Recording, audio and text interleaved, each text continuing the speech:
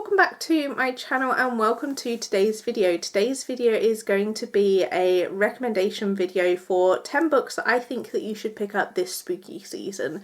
So I have made a list of books that I think would be perfect to read this spooky season. Predominantly I read romance books, so the majority of the books on this list are romance books. However, I have tried to pick a few different genres so that there is a bit of variety on here and hopefully something that everyone could like.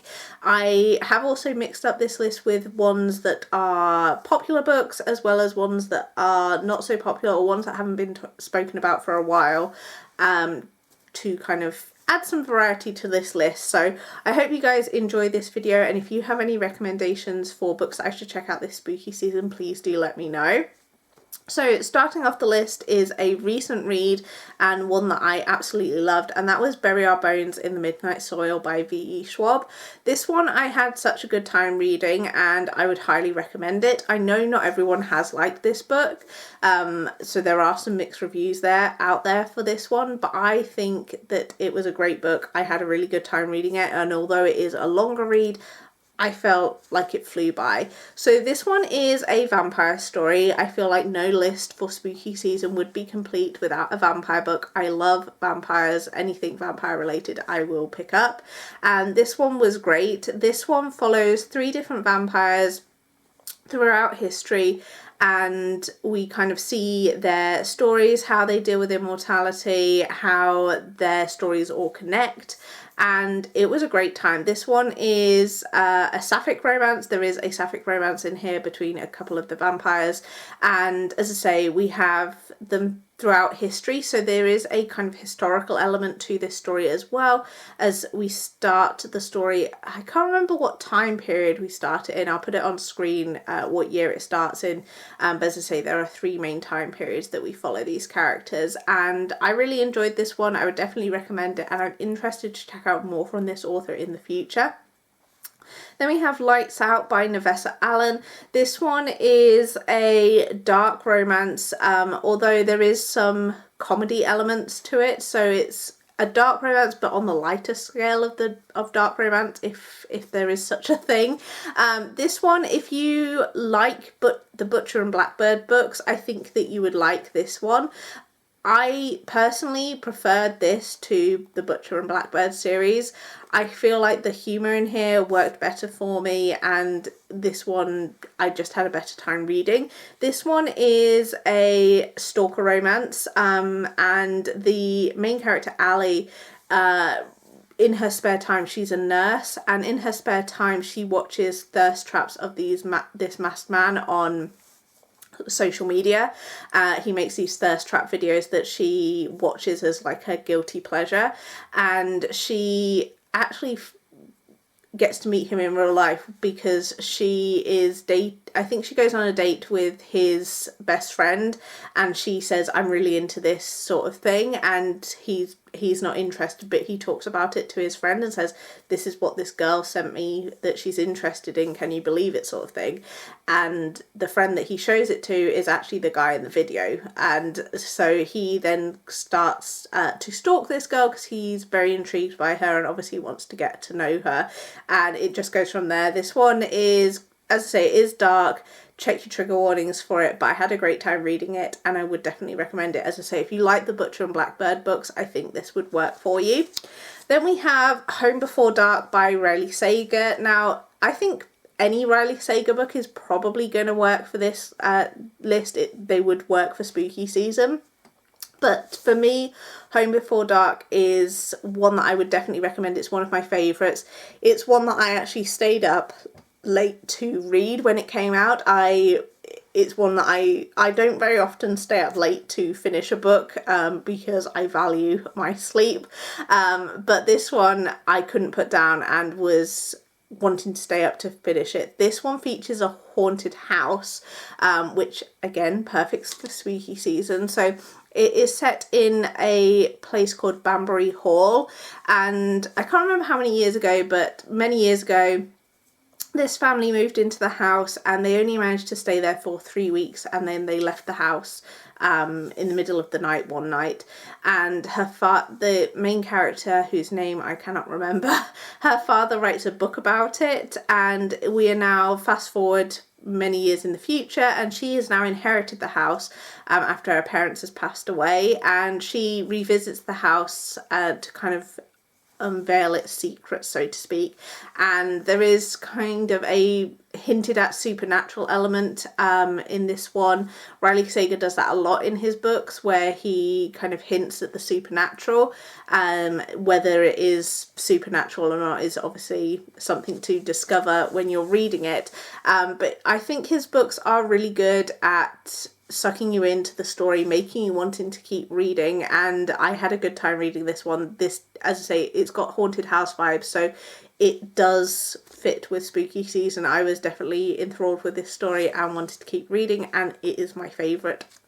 Maybe not my favourite, but definitely one of my favourites from him. I can't quite pick what my favourite is, because I've read pretty much all of his books. I think I've only got one left of his that I haven't read, but I would definitely recommend this one. As well as other books in his list as well. Then we have Every Exquisite Thing by Laura Steven. This one is a Picture of Dorian Gray retelling. So if you've read The Picture of Dorian Gray and you're looking for a retelling, this one is a very good one. This one is young adult, but I still had a good time reading it. And this one we follow, I think her name was Penny, and she wants to be a model, and she obviously strives for beauty, and she goes to this drama school, and while she's there she gets told about this person that will paint her picture, and then people who've had their pictures painted mysteriously start disappearing and ending up dead, and it goes from there. I had a really good time reading this, and I would definitely recommend it. Laura Steven also has another book that I think would fit for spooky season called The Soulless Girl Society or something like that. The Soulless Girls, I think. I'll put it on screen. I had it in my most recent library book haul, and I will be reading it. So I can't necessarily recommend it, but it is another one that I am aware of that I do want to check out. Then we have Blood Moon by Gillian Graves, and this one is on the shorter side, I think. I can't remember exactly how long it is. I think it's slightly longer than a novella, but not quite full length. So if you're looking for a shorter read, this one's a good one to go for. This one we have a witch and a vampire, and they own rival bars. So the witch owns one bar and the vampire is another one. And it is their romance. It's a like rivals to lovers situation, and I had a good time reading this. If you're looking for something a bit more spicy, this one is one to go for. Lights Out is particularly spicy as well, so if that's something that you're looking for, then that will capture that for you. Then we have A Lady of Ruxgrave Manor by Catherine Moon. This one is one that hasn't been spoken about for a while, but when it came out, it was really popular. When did this actually come out? A couple of years ago now, I think. Does it tell me? 2021 it came out. And this came out, as I say, a few years ago, and it was extremely popular, and I definitely would recommend this one. This is available on Kindle Unlimited, and this is a Why Choose romance. So I think this might have been one of my first Why Choose romances that I read, but this one definitely hits the mark for spooky season. So we follow a character who, what's her name? Esther. And she ends up in this house called Ruxgrave Manor, where she ends up, it's almost like a brothel, but more of like for supernatural creatures, I guess. And she gets to meet a variety of different supernatural creatures, and obviously it's their relationship all together. So I think, if I recall, there's like a vampire, what do you call it, gargoyle type character, Gollum character, not Gollum, gargoyle character, and lots of other supernatural ones. There's like a Dr. Jekyll and Mr. Hyde type character as well. If you are looking for a spicy romance, this one will definitely fit that bill, and I had a great time reading this one. There are also 2 other books in this series, so if you like this one, there are obviously 2 other books to check out. And yeah, had a really good time reading this, would definitely recommend it. Next we have The Dead Romantics by Ashley Poston, and this one is a contemporary romance featuring ghosts. So this one follows a ghostwriter who has been hired to write this book for this famous author, and she is struggling to kind of find inspiration for the story, and her editor says that she cannot have a deadline, so she is very concerned that she's not going to be able to fulfill her writing contract. And then she starts seeing a ghost, and it's the ghost of her editor, and it is their romance. And this one was really good. I think if you liked the Mediator series by Meg Cabot when you were younger, I think this would be something that you would really enjoy. This is one of my favourite Ashley Poston books. Some of them have not really worked for me, but this one is definitely perfect for spooky season, and I would highly recommend it. Then I have Bride by Ali Hazelwood. This is Ali Hazelwood's first paranormal romance that she wrote last year, or maybe the year before. Book 2 has just come out, which is called Mate. I haven't read that yet, so I can't comment on it, but I will be checking it out soon. And Bride is a werewolf and vampire romance, so not something that you see a lot of, but basically it is a marriage of convenience type situation where our female main character, who is a vampire, gets married off to the werewolf leader to kind of form an alliance to keep peace between the 2 species. And I had a really good time reading it. It's probably one of, not my favourite Ali Hazelwood book, but it's definitely up there, and I think it's definitely worth the hype. Definitely would recommend checking that one out. Then we have One Dark Window by Rachel Gillig. This one is a fantasy, I guess a fantasy romance. There is a romance in the book, but there is, I guess, more fantasy than romance, I feel like. And this one is really interesting. So in this world, there is like this illness that people can get. And if anyone gets this illness, then they are not allowed to live. But our main female character has had the illness and is kind of keeping that secret. And a kind of side effect, I guess, of the illness means that she now has this like presence and voice living inside her head, which is obviously she has to kind of deal with that. There's a really interesting magic system in this book using tarot, not tarot cards exactly, but like tarot style cards, which was really interesting as well. And using the tarot cards has different side effects. So when you use a tarot card to perform magic, there is a consequence of doing that, obviously a negative consequence.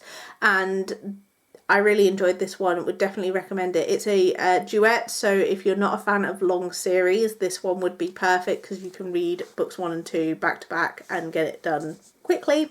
And then the last book I have on here is The Familiars by Stacey Hawes. This one I read quite a while ago, so it is an old favourite and definitely one that I would recommend. I don't feel I hear many people talking about this one.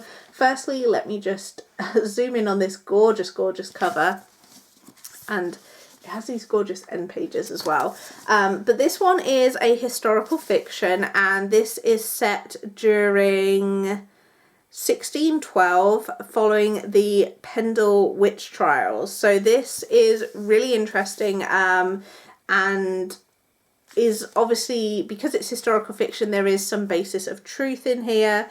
It is inspired, as I say, by the Pendle witch trials. So if you are from the UK, you might be aware of them, based in Lancashire, which I did used to live in Lancashire, so that's why I picked it up originally, because it was like a local author when I was up there. And I had a great time reading this. I love historical fiction, and this is definitely worth a read. Out of all of Stacey Hall's books, I think this is probably my favourite. Some of her more recent ones haven't quite worked for me, but this one is perfect for spooky season if you want to kind of read more about witches and witch trials. This one is a good one to read. So that is all 10 of the recommendations that I have for this video. As I said at the beginning, if you have any recommendations for me, please do let me know.